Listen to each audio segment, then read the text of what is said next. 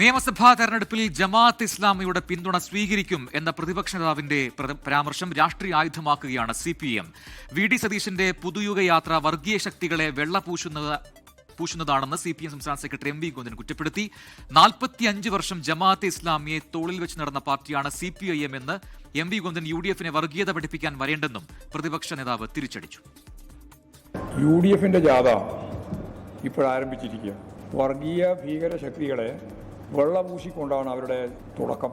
ജമാഅത്തെ ഇസ്ലാമി വർഗീയമായ നിലപാട് സ്വീകരിക്കുന്നവരല്ല എന്ന് പറയുന്ന കേരളത്തിലെ ഏറ്റവും പ്രധാനപ്പെട്ട രാഷ്ട്രീയ പാർട്ടി കോൺഗ്രസ്സാണ്. മുമ്പ് കോലീബി സഖ്യ ഉണ്ടായിരുന്നത്, ഇപ്പോൾ കോലീബി സഖ്യത്തിൻ്റെ പുറമെ ജമാഅത്തെ ഇസ്ലാമിയുമായും സഖ്യം എന്നുള്ളതാണ് പുതിയ അവരുടെ കാഴ്ചപ്പാട്. ഇങ്ങോട്ട് വർഗീയത പഠിപ്പിക്കാൻ വേണ്ടി ഇരട്ടത്താപ്പാണ്. CPM-ന് ഇരട്ടത്താപ്പാണ്. പാർലമെന്റ് വരെ ന്യൂനപക്ഷ പ്രീണനം, പാർലമെന്റ് കഴിഞ്ഞപ്പോൾ ഭൂരിപക്ഷ പ്രീണനം, ഇപ്പോൾ രണ്ടു കൂട്ടരും ഇല്ലാതായി. ഇപ്പം മൊത്തം കൺഫ്യൂഷനാണ്. 42 വർഷക്കാലം തോളിൽ വെച്ചുകൊണ്ട് നടന്നാണ് ജമാഅത്ത് ഇസ്ലാമി.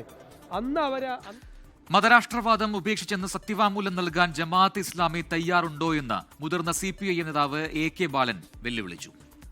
ആർ ശ്രീത്ത് വിവരങ്ങളുമായി ചേർന്നു. ശ്രീത്ത്, രാഷ്ട്രീയ ജാഥകൾ തുടങ്ങിയിരിക്കുന്നു. അതേസമയം തന്നെ എന്തായിരിക്കും ഓരോരുത്തരുടെയും പ്രചാരണ വിഷയം എന്ന് വ്യക്തമാവുകയാണ്. വീണ്ടും ജമാഅത്തെ ഇസ്ലാമിയുമായി ബന്ധപ്പെട്ട വിഷയം ചർച്ചയാകുന്നു. വിവരങ്ങൾ. തദ്ദേശ തെരഞ്ഞെടുപ്പിലെ പോലെ തന്നെ നിയമസഭാ തെരഞ്ഞെടുപ്പിലും ജമാഅത്തെ ഇസ്ലാമിയുമായുള്ള ബന്ധം പ്രധാന ചർച്ചാ വിഷയമാകും, പ്രചരണ വിഷയമാകുമെന്ന സൂചനയാണ് ഇപ്പോൾ പുറത്തുവരുന്നത്. UDF-ന്റെയും LDF-ന്റെയും രാഷ്ട്രീയ ജാഥകൾ തുടങ്ങിയ ശേഷം പുറത്തുവരുന്ന നേതാക്കന്മാരുടെ പ്രതികരണങ്ങളിൽ നിന്ന് ഇത് ഏറെക്കുറെ വ്യക്തമാണ്. ജമാഅത്തെ ഇസ്ലാമിയുമായുള്ള ബന്ധം മതരാഷ്ട്രവാദികളുമായുള്ള ബന്ധമാണ്, തീവ്രവാദികളുമായുള്ള ബന്ധമാണെന്നാണ് LDF ആരോപിക്കുന്നത്.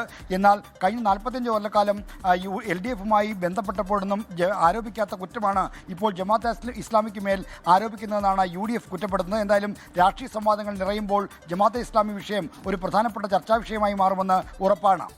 ശരി, ആർ ശ്രീത്താണ് വിവരങ്ങൾ നൽകിയത്. ലോകത്തെവിടെയായാലും ഏത് സമയത്തും 24 വാർത്തകളും ഓഗ്മെന്റഡ് റിയാലിറ്റി പാക്കേജുകളും എക്സ്പ്ലെയിനറുകളും വിശദമായി കാണാൻ ഞങ്ങളുടെ YouTube ചാനൽ നിങ്ങൾക്ക് സബ്സ്ക്രൈബ് ചെയ്യാം.